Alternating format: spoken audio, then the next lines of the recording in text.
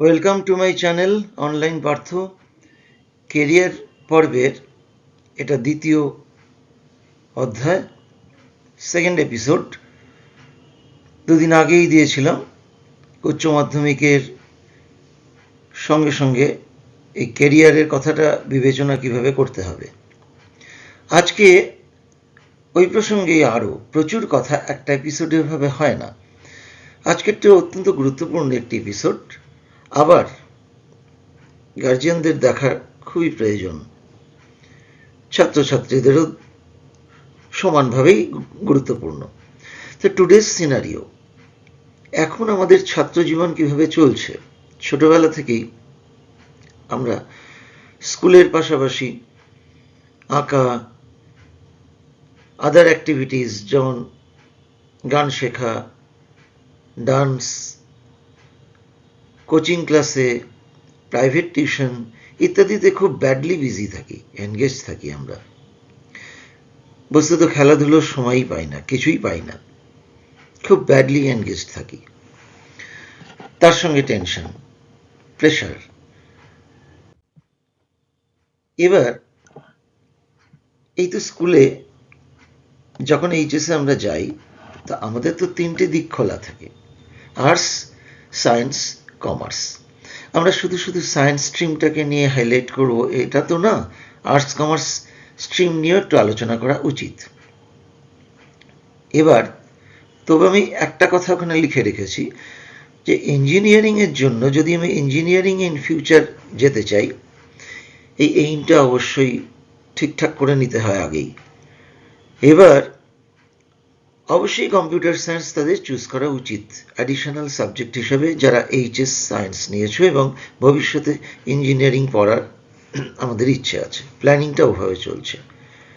They must choose, must should বলবো না, must choose computer science as additional subject. এবার advertisement তো প্রচুর, মাথাই নষ্ট। এই কোচিং সেন্টার, ওই ইনস্টিটিউশন, এই অনলাইন, এই অফলাইন, বিভ্রান্তিকর ব্যাপার, প্রাণান্তকর প্রয়াস, আমরাই সেরা শেখাই।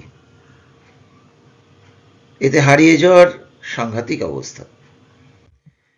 প্রবলেমটা কি হচ্ছে, 80% স্টুডেন্ট, একটু দেখি ওই মোবাইল স্ক্রোলিং, এটা একটা সমস্যা।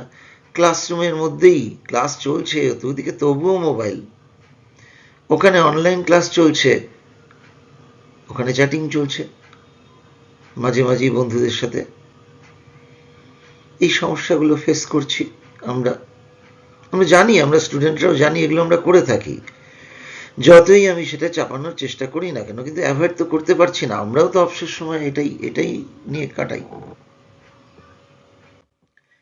ট্রান্সফরমেশনটা এটা কেন হচ্ছে, তার যুক্তি কি?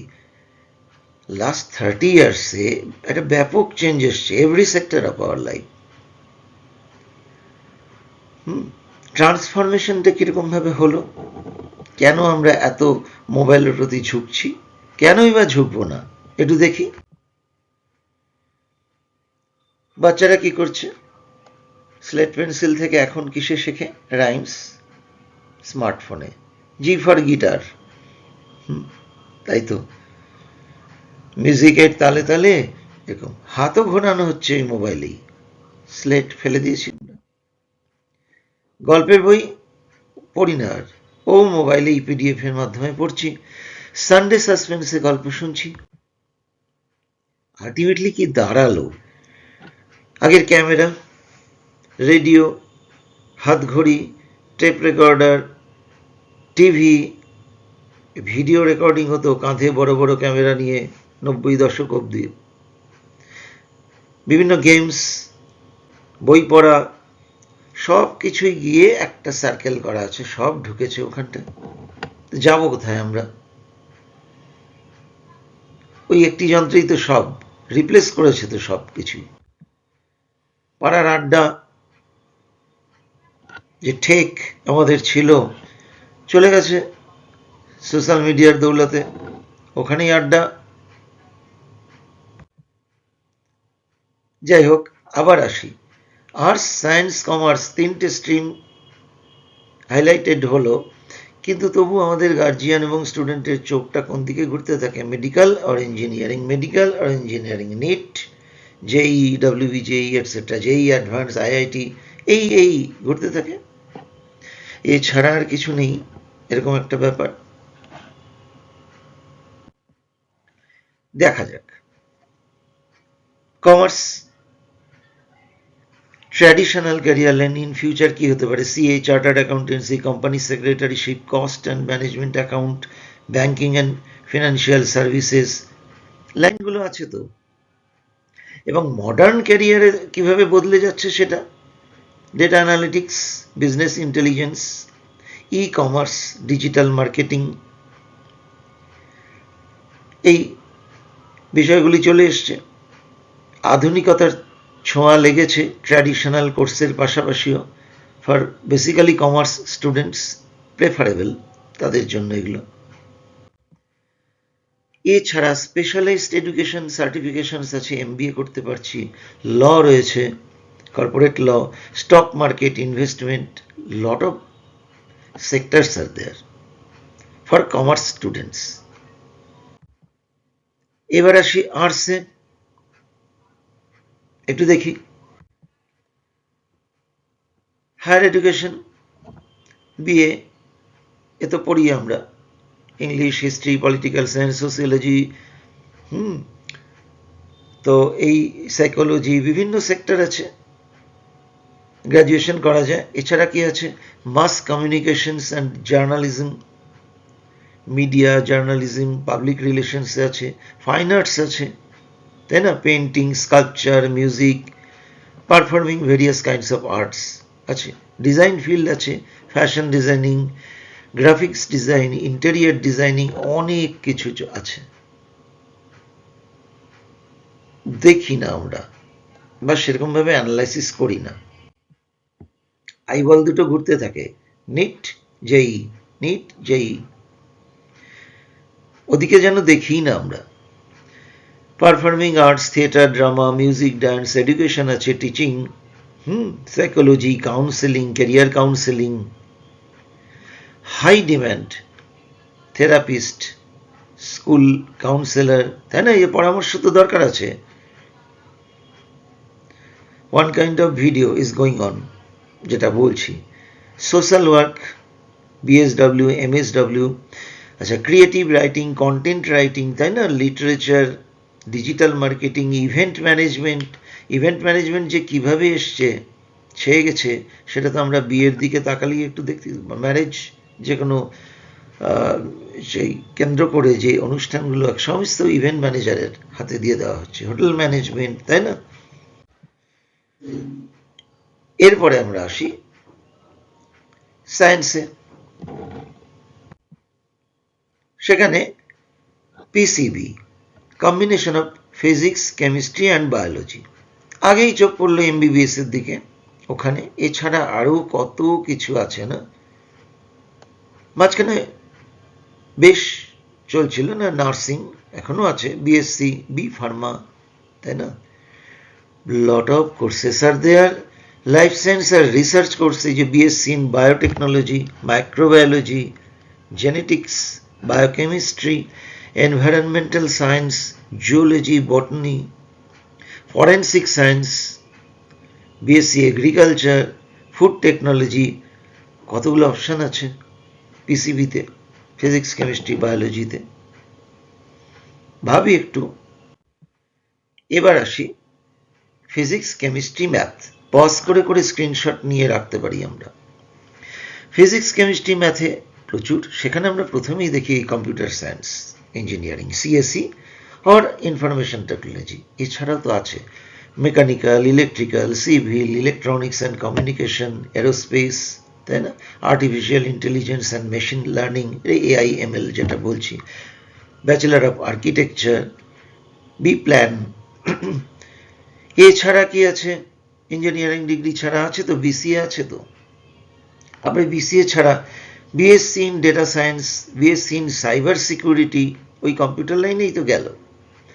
আবার ম্যাথমেটিক্স অ্যান্ড পিওর সায়েন্স কোর্সে BSc in math, physics, chemistry, BStat, statistics নিয়ে যদি কেউ পড়ে, তো aviation and defence, other options, অনেক অপশনস আছে। সুতরাং আমাদের একটু এদিকগুলো দেখতে হবে, ঘাটতে হবে। এবার আমাদের পিসিবি এবং পিসিএম দুটোর ক্ষেত্রেই বিএসসি এনভায়রনমেন্ট সায়েন্সে, forensic science, agriculture, food technology, animation and game designing, psychology, এটা কিন্তু PCB and PCM both applicable for PCB and PCM students. তাহলে বোঝা গেল কতগুলো আছে, এই শেষ নয়, কিছু। আসি এবার ইঞ্জিনিয়ারিংয়ে।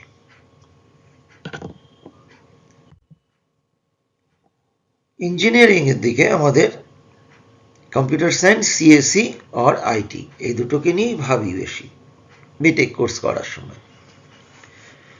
এবার ওই চশমার দুটো লেন্সে বা চোখের দুটো মনিতে আমাদের এই কটা জিনিস কিন্তু রাখতে হবে। খুব গুরুত্বপূর্ণ এই স্লাইডটা।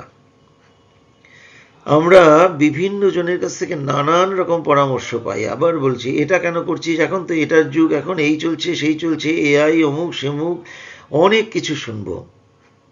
কিন্তু আমার চোখটা স্থির রাখতে হবে এইমটা এই সার্কেলের ভেতরের জিনিসগুলো, that is DSA, data structure and algorithm.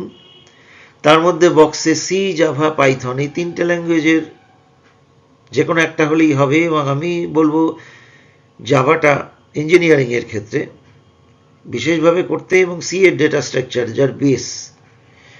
এবার এইচটিএমএল, এটা মিনিমাম ওয়েব ডিজাইনিংয়ের দিকটা খেয়াল রাখতে হবে। জাভা স্ক্রিপ্ট সংকর বেসিক জিনিসটা করে নিয়ে কিন্তু আমাদের একটা ফ্রেমওয়ার্ক করতে হবে, যেটা অ্যাঙ্গুলার, রিয়াক্ট, ভিউ, যে কোনো একটা হতে পারে। আমি বলবো রিয়াক্টের দিকেই একটু, it's my choice, depends, varies man to man, person to person, এটা ভ্যারি করে, কিন্তু আমি বলবো রিয়াক্টকে ধরে নিতে।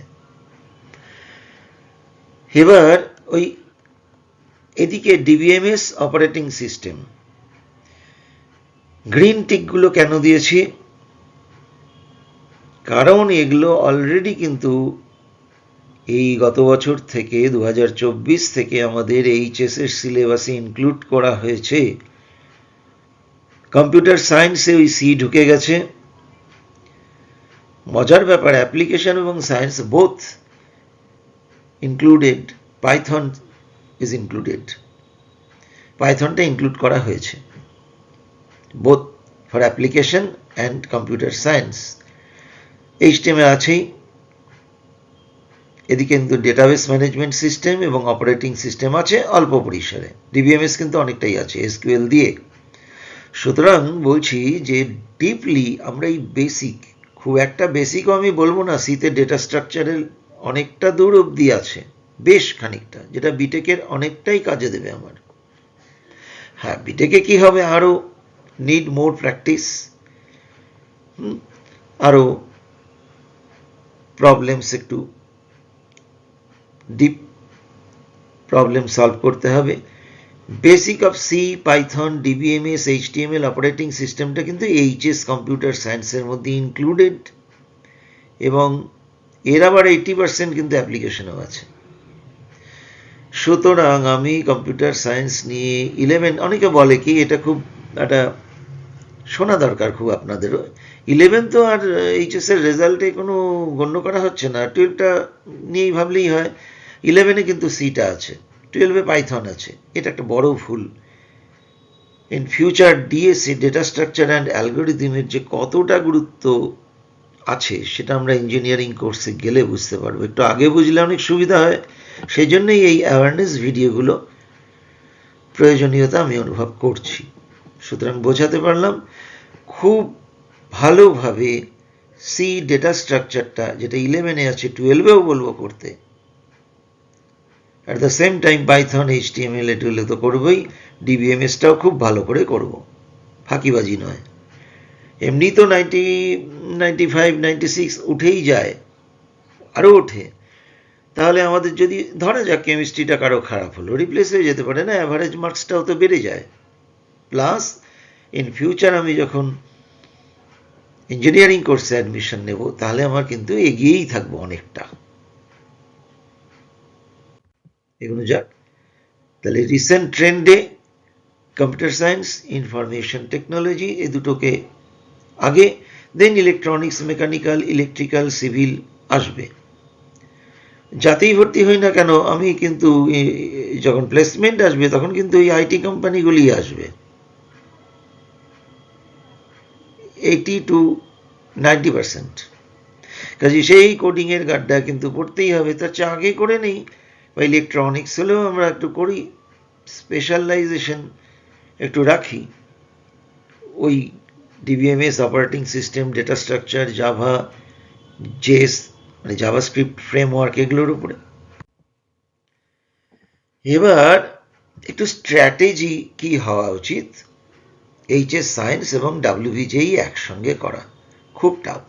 আমি আজও জিজ্ঞেস করেছি আমার স্টুডেন্টদের, প্রত্যেকে এগ্রি করছে যে না, we are facing really very lot of problems to do simultaneously both HS Science and JEE preparation. খুবই প্রবলেম হচ্ছে এদের। ফিজিক্স ওয়ালায় হয়তো আমি কোর্স করছি, সেখানে কিন্তু আমি ব্যাকলগ হয়ে যাচ্ছে, আমি কিন্তু টাস্কগুলো কমপ্লিট করতে পারছি না, কারণ ডিউ টু এই এইচএসের প্রেশারে। সেখানেও তো প্রাইভেট টিউশন নিচ্ছি, সেখানেও পড়তে হচ্ছে, একটা মার্কস সিকিউর করতে হচ্ছে। তবু বলি 95, 98, 99 কোনো ব্যাপার নয়। 65 to 70% মার্কস এইচএসে থাকলেই they are eligible to appear any big companies for interview. Throughout একটা রেজাল্ট রাখতে হয়, মাধ্যমিক মানে 10, 10+2 অ্যান্ড গ্র্যাজুয়েশন। তো কি বলছি, ফিজিক্স, কেমিস্ট্রি, ম্যাথে তো ডাব্লিউবিজের ফোকাস দিতেই হবে। থিওরি, ওই এইচএস বোর্ডের কনসেপচুয়াল ক্ল্যারিটি। আমার কিন্তু সাবজেক্টের নলেজটা মেন, আমি আসবো ওখানে। এনসিইআরটি বোর্ড বুকস প্রথমে, তারপরে এনসিইআরটির বইগুলো কিন্তু আমাদের ফলো করা উচিত, এবং প্রত্যেক দিন একটা স্ট্রাকচার টাইম টেবিল মেনটেন করে সব কিছু করা উচিত। মেবি মর্নিংয়ে থিওরি কনসেপ্ট নিলাম, ইভিনিংয়ে প্র্যাকটিস করছি এমসিকিউগুলো। উইকেন্ডে তো আমার ডাব্লিউবিজেই বা জেইর কোশ্চেন সলভ করতেই হবে, মক টেস্টগুলো করতেই হবে। সেখানে সাবজেক্ট ওয়াইজ স্ট্র্যাটেজি নিতেই হবে। এটা আমার মনে হয়েছে, সেই জন্য আরডি শর্মা এই নামগুলো দিয়েছি আমি। এবার একটা গ্রুপ স্টাডি ভীষণ দরকার। সে এই যে আমি কি বলবো, নাম নিয়েই বলছি, বিভিন্ন তো আকাশ আছে, আমাদের পাথফাইন্ডার আছে, লট অফ ইনস্টিটিউটস আর দেয়ার না। এইসব ইনস্টিটিউটরা কিন্তু পোস্টাল কোচিংয়েরও ব্যবস্থা রাখে। তারা খুব সুন্দর স্টাডি মেটেরিয়ালস পাঠায় এবং কোশ্চেন সেট পাঠায় চ্যাপ্টার ওয়াইজ, এবং তার আনসার শিটও সিল করা থাকে। আমরা কিন্তু গ্রুপে কোশ্চেনগুলো সলভ করতে পারি সবাই। বিশ্বাস নিজের উপর রেখে করতে হবে, নিজেকে ফাঁকি দিলে মুশকিল। না পারলে পরে মেলাই না, আনসার শিট তো দিয়েই রেখেছে, আগে কেন। এই উইকলি টেস্টগুলো দিই, ইমপ্রুভ করি আমাদের টাইম ম্যানেজমেন্টটা, ঘড়ি ধরে ধরে করতে চেষ্টা করি। টাইম ম্যানেজমেন্ট তো রাখতেই হবে, তাই না? কনসিস্টেন্সি রাখতে হবে, ধারাবাহিকতা না হলে কিন্তু মুশকিল। আবার বলছি, অনলাইনে আগলা সেম, গেট মাই, নেই, আগেই বলেছি আমি, আন একাডেমি, ফিজিক্সওয়ালা, অনেক কিছু আছে। কোচিং নেব আমরা, যেরকম নিয়ে থাকি, কিন্তু একটা সিস্টেমেটিক ওয়েতে প্র্যাকটিস করতে হবে। এমনি এমনি সাকসেস আসে না। শুধু সার্টিফিকেশন করি, তাহলে উপরে দেখাচ্ছে না, দরজাটা খুলবে না, তালা মারাই থাকবে। সার্টিফিকেট নিলে শুধু হবে না, প্লাস নলেজ, তাই না, লাগবেই। এবার ইঞ্জিনিয়ারিং এন্ট্রান্স এক্সামিনেশন সর্বভারতীয় JEE Main, JEE Advance, WB JEE তো আছেই জানি, এছাড়া কর্ণাটক প্রফেশনাল কলেজ ফাউন্ডেশন তাদের একটা আছে, MHT Maharashtra entrance exam, BITSAT Birla Institute of Technology তাদের একটা অ্যাডমিশন টেস্ট হয়, ভিট জানি, Vellore Institute of Technology, SRM JEE, অনেকগুলো এন্ট্রান্স আছে আমাদের। ইঞ্জিনিয়ারিং এন্ট্রান্স এক্সামের কিছু দিয়ে রাখলাম নাম। তাহলে আমাদের কি দাঁড়ালো, শেষ করি। আমাদের অ্যাটিটিউডে একটু প্রবলেম আছে বেশিরভাগ ক্ষেত্রেই। স্টিরিওটাইপ এডুকেশন সিস্টেম আমরা ফলো করি। আমরা পরিশ্রম করি কেন? ভালো নাম্বার পেতে হবে, পজিশন নিতে হবে স্কুলে একটা, মারামারি আমি দেখেছি, হাফ নম্বর কমের জন্য নিচু ক্লাসেই গার্জিয়ান বলছি অভিজ্ঞতা খুব খারাপ। এই কেজি ক্ষেত্রে বলছি, আমি নিজের দেখা, সহপাঠীর চেয়ে 2 নম্বর কম পাওয়াতে মা বলছে চলো তোমার আজকে খাওয়াই বন্ধ করে দেব। ফ্যাক্ট। হাফ নম্বর কম পাওয়ার জন্য যে কি পরিমাণ গার্জিয়ানরা টেনশন নেয়, you can't imagine, beyond my imagination. হয়তো সবাই ইমাজিনেশনের মধ্যেই আছে কেন কম পাবে। আচ্ছা, এরা খালি বেশিরভাগই ফলো করতে চায় রেকগনাইজড সিলেবাসটা, তার বাইরে নলেজের জন্য কিছু করব না, অ্যাসাইনমেন্ট সলভ করব, যে পিডিএফগুলো স্কুল থেকে পাবো বা বইয়ের পেছনটা, forget about real education and knowledge. টিচার্সের নোটটা ফলো করব, স্কুলেরটা, বাইরের কিন্তু না, শুধু স্কুলের টিচারের নোটটাই ফলো করব, what ever it may be. ওখানে কোনো ভুল থাকলে ওটাই ঠিক, মানুষ মাত্রই ভুল হয়, ভুল হতে পারে না, তো ভুল থাকলেও সেটাই ফলো করব। অনিচ্ছাকৃতও তো কিছু ভুল আমরা করে থাকি, সেটাই ফলো করবো, দেখবও না এই জায়গায় চলে গেছি। শুধুমাত্র to them only percentage is the limit, কত পার্সেন্ট তুমি পেলে, they are only interested for getting certificates and securing degree. ওটা তো হলে হবে না, না? নলেজ কখন হয়? Education, solution, analysis, information gather করব, এবং experience, practice and experience, learning, এই সব কিছুর সাহায্যে একটা নলেজ সাবজেক্টের উপরে যদি না থাকে তাহলে you can never get a success. Success কিন্তু এমনি এমনি আসে না। চলবে ক্যারিয়ারের পর্বগুলো, খুব গুরুত্বপূর্ণ গার্জিয়ানদের জন্য, স্টুডেন্টদের জন্য। সবাই ভালো থাকবেন, ফলো করবেন, সাবস্ক্রাইব এবং শেয়ার করতে ভুলবেন না। এরকম ভিডিও কিন্তু লাগাতার চলবে, এই সময়টা খুব গুরুত্বপূর্ণ, সেই মাথায় রেখেই আমি করছি। Not only important for those who appeared মাধ্যমিক exam, also important for those pursuing their HS course also. Thank you once again.